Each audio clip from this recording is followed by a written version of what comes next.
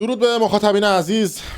سوال پرتکرار این روزهای مردم ایران: آیا بالاخره در ایران جنگ خواهد شد یا نه؟ آیا جنگ تمام عیار بین ایران، اسرائیل و امریکا رقم خواهد خورد یا نه؟ آیا با ورود ناوهای جنگی و تا دندان مسلح شدن ایران در سراسر مناطق مختلفش آیا درگیری نظامی بالا خواهد گرفت یا نه؟ امروز تحلیل و آنالیز میکنیم که آقا این وضعیت چی خواهد شد. الان مردم گیج و سردرگمن، اینترنت به شدت تو ایران ضعیف شده و عملا مردم دسترسی آنچنانی به اخبار داخل ایران ندارن. بذارید همین اول ویدیو یک نکته رو به شما بگم که در داخل ایران یه چیزی هستش که همه ازش میترسن ولی خب کسی بلند نمیگه. وقتی اینترنت کشور قطع میشه و بعد مختلفی داره این قطع شدنش که نگاه میکنیم ببینیم چگونه وصل میشه، چطوری وصل میشه، قطع و وصل میشه، بالا و پایین میشه، یه روز وصله، یه روز قطعه، یه روز سایت گوگل بالا میاد، یه روز گوگل بالا نمیاد. این نشون میده که داره داخل ایران شبکه ملی اینترنت اتفاق میفته یا همون اینترانت. دارن هی قطع و وصل میکنن که بتونن تست بکنن و حاکمیت نه از خیابون ها، نه از روایت ها، نه از اینکه مردم همدیگر رو پیدا کنن، بلکه از پخش حقیقت میتونه که دنیا بفهمه که چه جنایتی اون داخل اتفاق افتاده و این مدل وصل و قطع کردن های اینترنت معمولا یک سویچ امنیتیه، نه اونقدر باز که اعتراضات هماهنگ بشه، نه اونقدر بسته که اقتصاد و سیستم بانکی خود حکومت از کار بیفته. طبق آخرین آمارهایی هم که خودشون دادن بیش از 400 میلیارد تومان، عدد آنچنان دقیق و رسمی نیست اما گفتن 400 میلیارد تومان ضرر زده شده به مردم و به اون کسانی که در فضای مجازی بیزینس های آنلاین دارن. به حال قسمتی از مردم نون میخوردن از شبکه‌های اجتماعی، علاوه بر فقر و بیکاری و قیمت یورو و دلار و هزار تا کوفت و زهرمار دیگه. این قطعی اینترنت یک فشار اقتصادی دیگه هم به مردم وارد کرد. یعنی هر چقدر که از این سیستم بیشتر میگذره به بدبخت شدن و بیچاره شدن و بیپولتر شدن و فقیرتر شدن مردم منجر میشه و اون حاکمیت هم دوست داره. قانونش اینه، میگه مردم رو گشته نگهدار که راحت‌تر بتونی حکومت بکنی. و این دیگه الان هم چیزی که ما واردش شدیم یک جنگ ترکیبی داخلی و خارجی شده، جایی که همزمان تو 3 جبهه فعاله: خیابون، اینترنت و سایه جنگ. وقتی که اینترنت قطره چکونی داره وصل میشه دیگه، این وضعیتی که داره اتفاق میفته. ببین ما باید یه موضوعی رو تحلیل و آنالیز بکنیم با هم دیگه، نکات مختلفش رو بررسی بکنیم که داره چه اتفاقاتی میفته. یه سری از مخاطب ها حکم کارمند برج مراقبت رو گرفت. این فلای رادار رو باز میکنن، نگاه میکنن، میگن آقا این سوخرسانه رفت اومد، این جنگنده رفت اومد، پهپاده نزدیک شد نشد، نمیدونم آسمون کلیر شد کلیر نشد. فقط کلیر شدن آسمون رو شما میتونید از طریق فلای رادار بفهمید.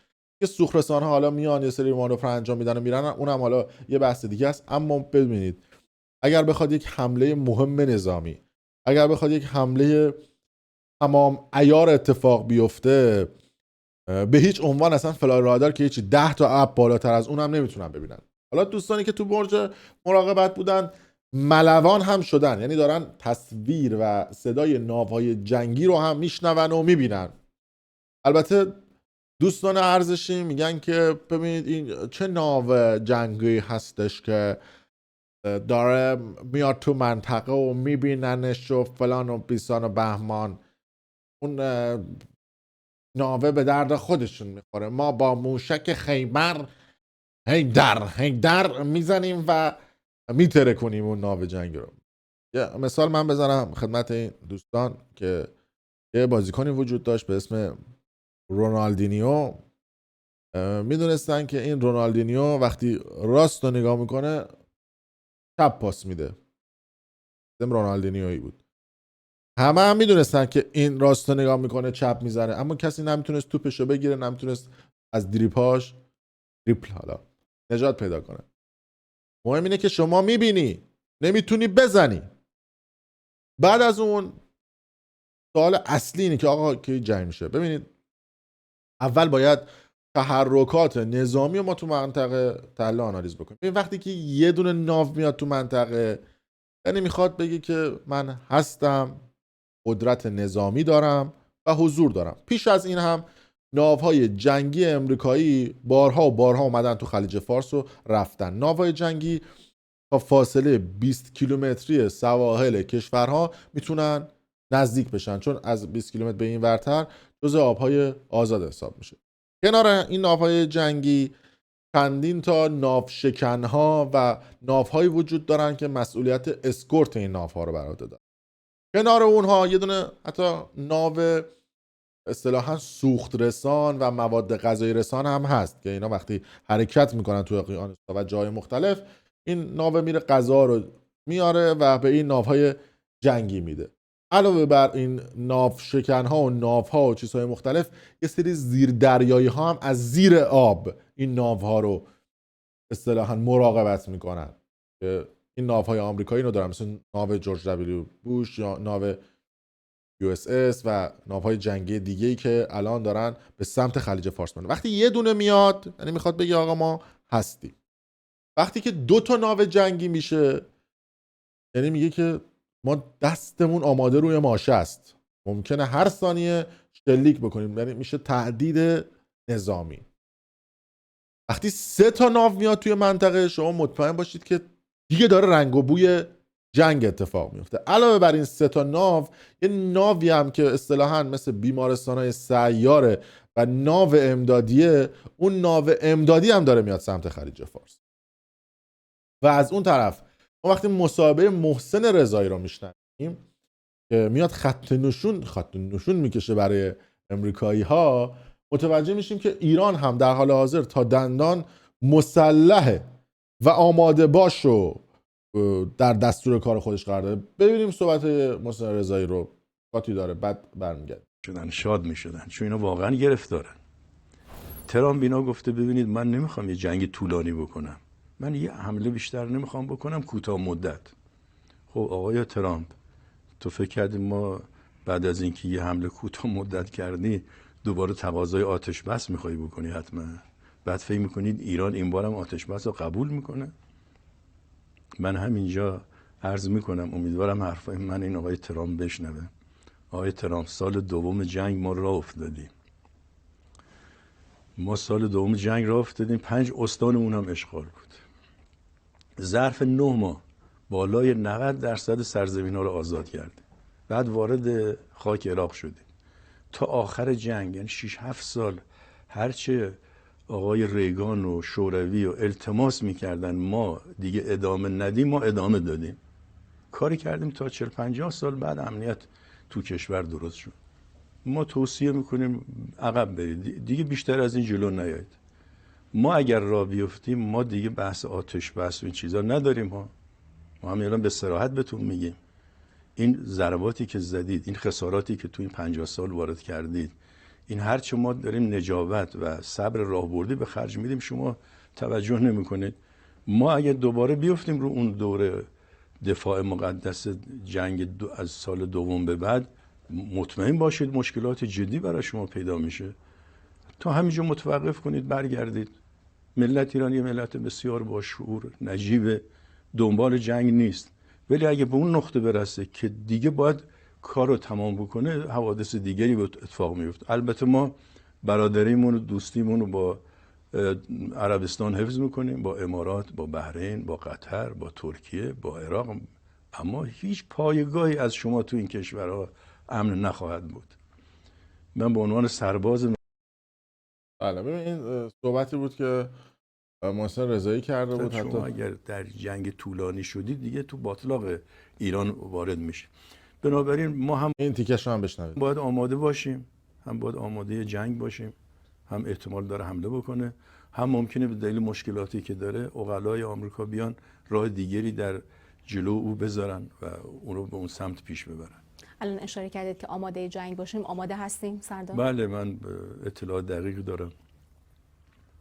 هم سپاه برادر عزیزم سردار پاکپور، آقای موسوی هوافضا، هم امیر عزیز ما رئیس ستاد کل نیروهای مسلح آقای موسوی، هم آقای حاتمی فرمانده ارتش، هم آقای رادان تو نیروهای انتظامی، آقای سلیمانی در بسیج، کاملا الان آمادن.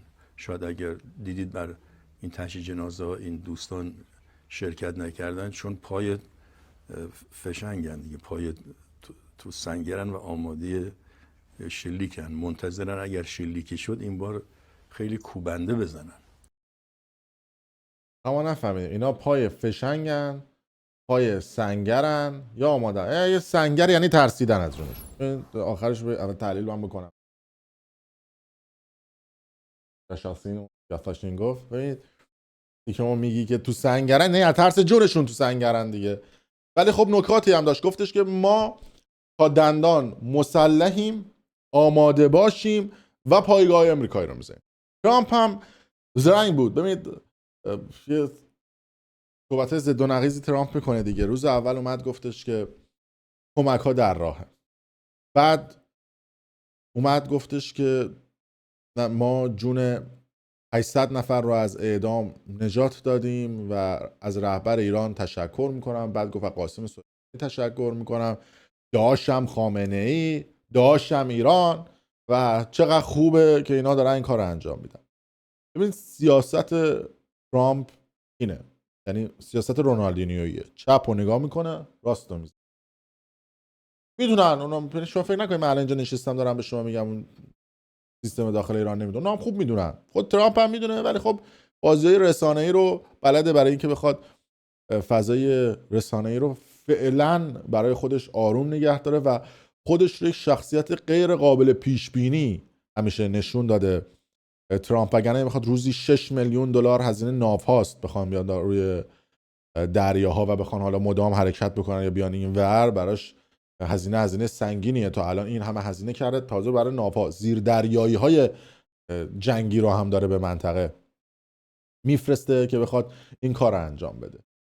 شنیده شده بوده که عباس عراقچی ارتباط گرفته بوده با امریکایی ها و بهشون گفته که ما توی این اعتراضات 800 نفر رو گرفتیم و اگر شما بخواد کوچکترین خطایی که بکنید ما عین این 800 نفر رو سپر انسانی میکنیم و میکشیم. وگرنه چرا عدد 800 بعد از کلمه ترامپ اومد بیرون؟ اصلا نه خبرگزاری عدد 800 نفر رو زده بود، نه رسانه عدد 800 نفر رو زده بود. به هر حال خیلی از آدمایی که تو اون سیستمن جاسوسن، نه جاسوسا عدد 800 نفر. اصلا ترامپ این عدد 800 از کجا آورد؟ از کجا گفت 800 نفر؟ آدمی هم نیست با پرزیدنت یک کشوری اینجوری نیستش که بیاد شروور بگه یه عددی رو بیاد بگه. که مطمئن باشید یه آماری بهش رسیده که گفته دیگه. اونا هم بهش این عدد 800 نفر رو گفتن و این آدم هم گفته که من تشکر میکنم با این سیاست رفته جلو که جون اون 800 نفر رو سیف کنه تا ناوهاش برسن، تا اون جنگنده هاش برسن. الان ما دیدیم که چندین تا جنگنده هم اومدن و محسن رضایی به حال کهنکار سیاسته، کهنکار جنگه. درست میگه که آمریکا میخواد ضربه کاری و یه لحظه‌ای بزنه. ببین آمریکایی ها به سیستم رد و برقی خیلی اشاره دارن، یعنی مثل رد و برق تخت میزنن میرن، یعنی میزنن یه دونه میزنن اما کاری میزنن، یه دونه میزنن هدشات، یه دونه میزنن کاری. بعد ببینیم که اونا دنبال چی هن؟ دنبال اینن که دران نظام خامنه‌ای زنده بگیرن، دنبال اینن که فقط بزنن بهتره کن. ولی از اون طرف آدم معامله‌گری هم هست دیگه. ترامپ آدمیه که بیزینسمنه، بعد ببینه که آیا براش این حمله نظامی میصرفه یا نمیصرفه. نشانه ها نشون میده که میصرفه و دارن الان خودشون رو مسلح میکنن، اصطلاح خودمون دارن خشاب گذاری میکنن. ایران هم از اون طرف بیکار نشسته. بعد از جنگ 12 روزه به هر حال اون کشور هم باید بدونیم دیگه تا دندان مسلح شده، سامانه‌های دفاعی خودش رو تقویت کرده، پدافند خودش رو از شعار هیدر به پدافند واقعی تبدیل کرده، سلاح‌های لیزری خریداری کرده، از چین خریداری کرده، از روسیه خریداری کرده، S-300 رو تقویت کرده. البته این موشک‌های S-300ش ماشاءالله من نمیدونم چه هیچ وقت کار نمیکنه، نه برای ایران کار کرد نه برای ونزوئلا کار کرد. یعنی هر زمانی که S-300 بخواد راست میشه، یعنی روسیا بخوان راست بشه، خود اون کشورها بخوان ازش استفاده بکنن اتفاق نمیفته. حتی موشکای باوری که ایرانی‌ها ساختن که دست کمی از موشکای اصطلاحاً S-300 نداره، یکی از بهترین موشک‌های دنیاست. موشکای باوری، اینو نمیگم، خیلی از رسانه‌های دنیا میگن موشکای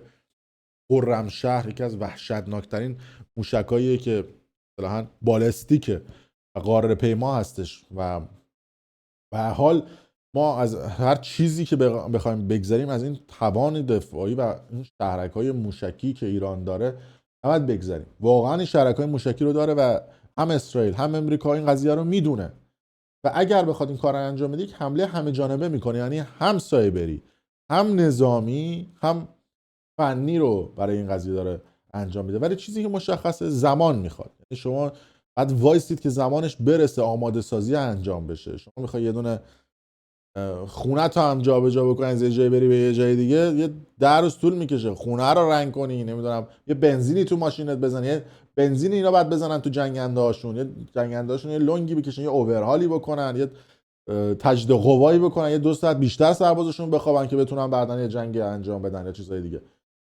نشانه ها نشون میده که احتمالاً آمریکا معمولا آخر هفته ایه، یعنی یا آخر هفته میاد کار جمع میکنه میره و موافق سرش گرده. دوستان اگه میخواستن توافق بکنن به این مرحله و اینجا نمیرسید. نه اینکه آمریکایی‌ها نخوان توافق بکنن، ایرانی ها اون امتیازات رو به آمریکایی‌ها نمیدن، ایرانی ها اون امتیازات رو به اسرائیلی‌ها نمیدن، چون اونا امتیازاتی رو میخوان که ایرانی‌ها براشون بهاش سنگینه و اونا هم میگن خب خیلی خوب. و از اون طرف اونها دارن ناوهایی رو میفرستن که اول از همه تنگه هرمز رو کنترل بکنن، چون ایران گفته که من تنگه هرمز رو میبندم. یعنی شما مطمئن باشید اگر بخواد یه جنگ تو ایران صورت بگیره، جنگ از تنگه هرمز صورت بگیره. اول از همه تنگه هرمز رو در اختیار میگیرن، سیستمش رو، که ایران نتونه تنگه رو ببنده یا اگرم بست بتونن بازش بکنن که اقتصاد دنیا ضربه نبینه. آخر هفته چرا آمریکا همیشه حمله میکنه؟ به خاطر اینکه تأثیری تو بازارهای جهانی نذاره، قیمت نفت و سوخت و چیزهای دیگه تو بازار جهانی بالا پایین نشه.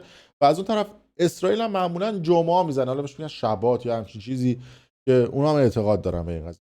پس آخر هفته ها رو معمولا نشونه میگیرن یا روزهایی که تعطیل هست رو نشونه میگیرن برای حملات نظامیشون. فقط منتظرن که برسه اون اصطلاحاً تجهیزاتی که ایرانی ها هم تا دندان مسلح آماده‌اند که پایگاه‌های آمریکایی‌ها رو بزنن. برای همینه که خیلی از پایگاهاشون رو آمریکایی‌ها تخلیه کردن و ایرانی‌ها نشونه گذاری کردن، جی پی اس گذاری کردن. قشنگ مطمئن باشید آمریکا اولین حرکتی که بزنه دیگه چیزی برای از دست دادن ندارن. همون جوری که 20 هزار نفر رو کف خیابون‌ها به رگبار بستن و کشتن، دیگه میگن تهشه، میزنن و میارن پایین. اگر سامانه‌های دفاعی، سامانه‌های حمله‌ای و سامانه‌های پدافندیشون هک نشه یا حمله پیش دستانه نسبت بهش اتفاق نیفته. همون شبی که قرار بود حمله بشه به ایران و آسمان ایران کلیر شده بود، 1 ساعت قبل از حمله عراقچی تونسته بود که تماس بگیره با امریکایی‌ها، هرچند توی نشست همکاری‌های اقتصادی دنیا، داووس اگر اشتباه نکنم بهش میگن، عباس عراقچی دعوت شده بود. بعدش هم از اون دعوتی انداختنش بیرون و الان پرتش کردن از اون جلسه بیرون، چون معتقدن که اینجور نشست‌ها ایرانی‌ها داخلش جایی ندارن. پس عملاً این اتفاق هم افتاده. وقتی که ایلان ماسک، ویدیو قبلی میخوام اینو میاد و از زیر پست خامنه‌ای میزنه زی خیال باطن، شما بدونید که اینها یه چیزایی رو میدونن. همون جوری که ایلان ماسک 2 سال پیش یک سری پهپاد رو نشون داد در آسمان تهران که برج میلاد بود و خبر از یک حمله پهپادی داده بود و همه بهش خندیدن که آقا این چیه تو توییت کردی، و بعد از اون حمله پهپادی اسرائیل اتفاق افتاد و حالا تصمیم گرفت که پرچمو به شیر و خورشید عوض بکنه و بیاد و زیر توییت بزنه زی خیال باطل. ما مطمئن باشید این سری با سریای قبلی فرق داره و مطمئن باشید که اتفاقات عجیب و غریب سیاسی و جابجایی‌های قدرتی سیاسی اتفاق خواهد افتاد و این ما مردم هستیم که باید پشت همدیگه باشیم و خون اون جوانهایی که تو اون مملکت زمین ریخته شده نباید پای ما. خیلی مخلصیم و دمتون گرم. اگر دوست داشتید ویدیو رو برای دوستان خودتون به اشتراک بگذارید.